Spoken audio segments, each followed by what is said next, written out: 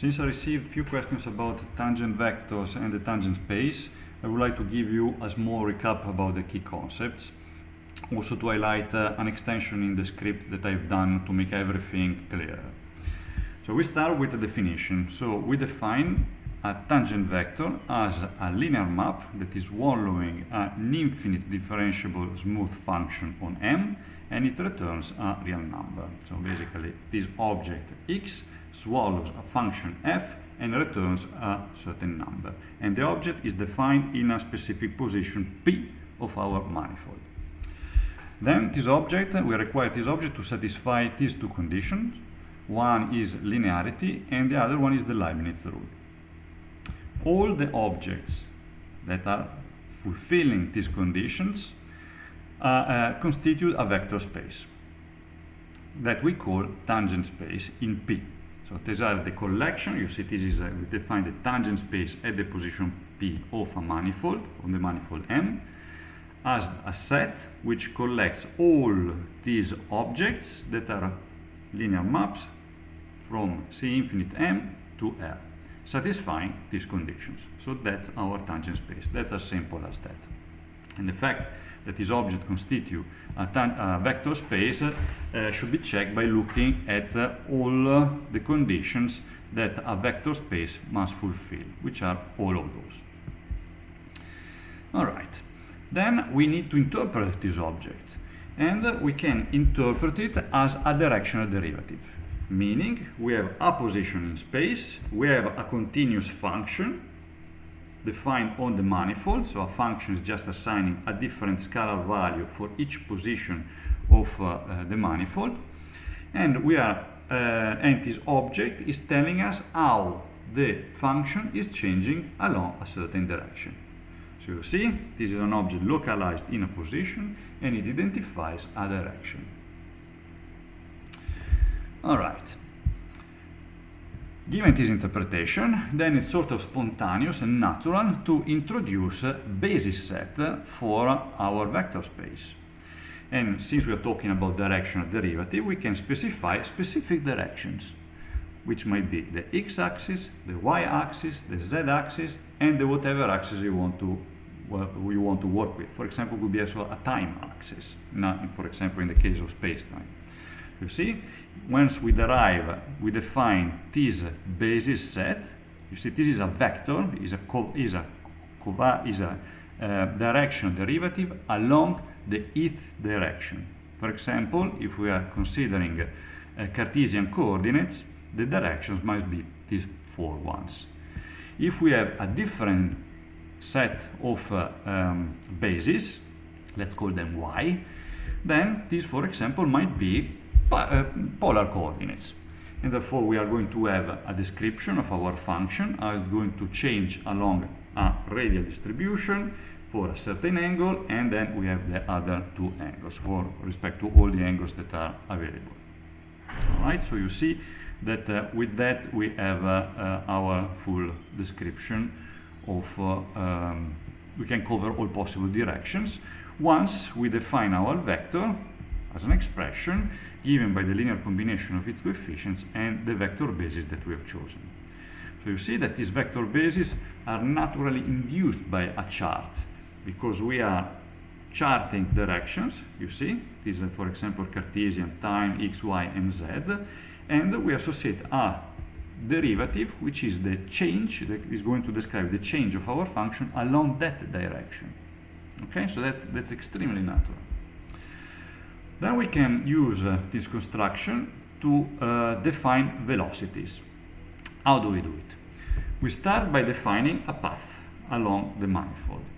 First, we are going to have a description of a path given by a function, gamma, that is swallowing a affine parameter r, so that's a real number, and it's returning a point in a certain regions of our manifold. So U is a subset of the space-time of our manifold.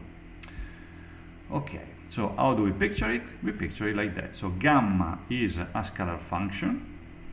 We set a parameter lambda that can run from whatever parameter you want to another parameter you want, which is real, and gives us a position, a specific position on the manifold, this blue curve. So lambda, the various values of lambda tells you where you are along the line. And gamma is defined in such a way that when the lambda parameter is equal to 0, give us our point P. For the point P is gamma of 0. Once we have the definition of our line along the manifold, what we do, we just apply our directional derivative to this function, to a function f that selecting the trajectory that goes along the curve. So what we do, we define a function, a composition of functions. So basically we have gamma given, f given gamma. That's the composition of a scalar function, whatever it is, and gamma. Therefore, this function is a restriction of value along the curve. So f gives you basically scalar values across the entire manifold. F combined with gamma gives you the values only along the curve. All right? Then what we do? We want to introduce, for example, coordinates. We want to introduce a chart, and whenever we introduce a chart, what we do is starting from a point and we go to a chart. Now we have a representation, for example, of gamma in terms of charts. So we have the coefficients of identifying the position on the manifold of the curve given by gamma. Then if we want to apply f, remember that f goes from the manifold to real number, we need to go back, such that to allow us to apply f to the point P, to return our real number. So what we do?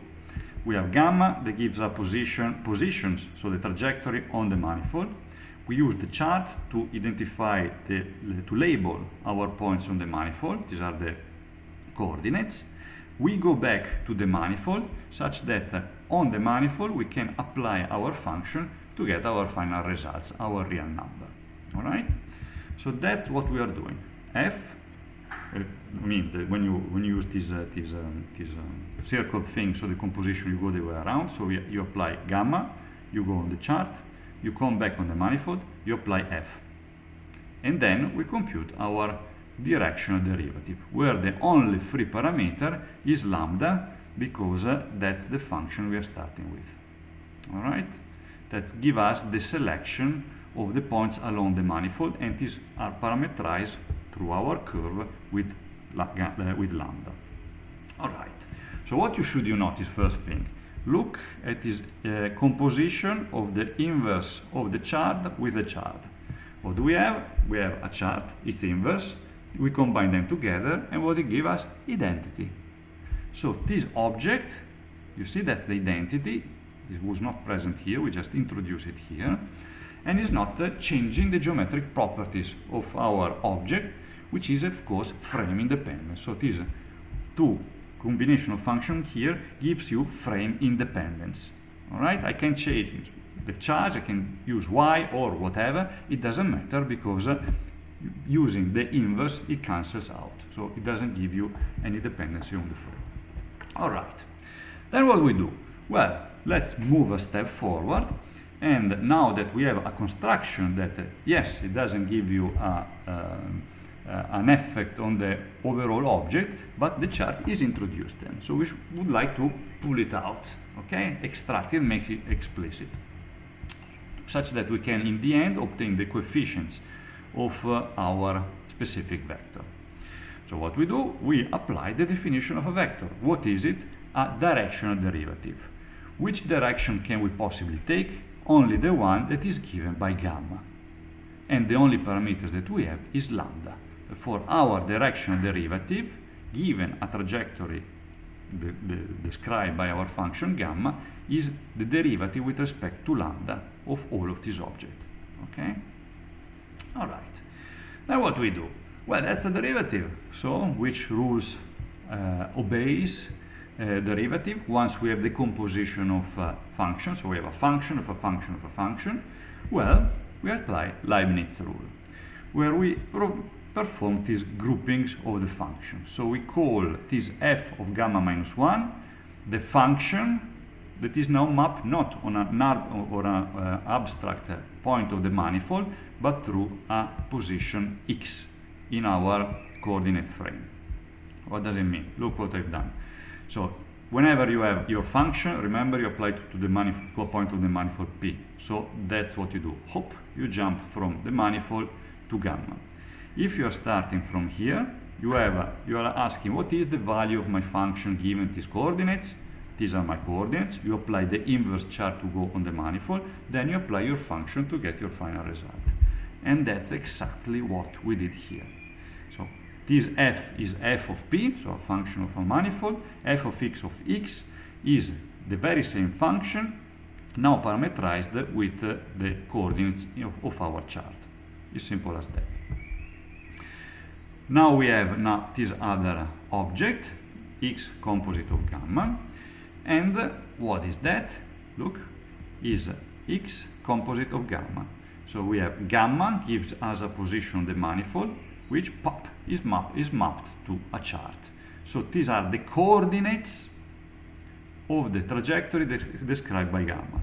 So you see, this gives you a position of the curve given the parameter lambda. So we call it x gamma of lambda for simplicity. So this object is our function parameterized by the coefficients of our coordinates, and this is our position on the manifold parameterized by lambda, the real value that tells us where we are along the curve.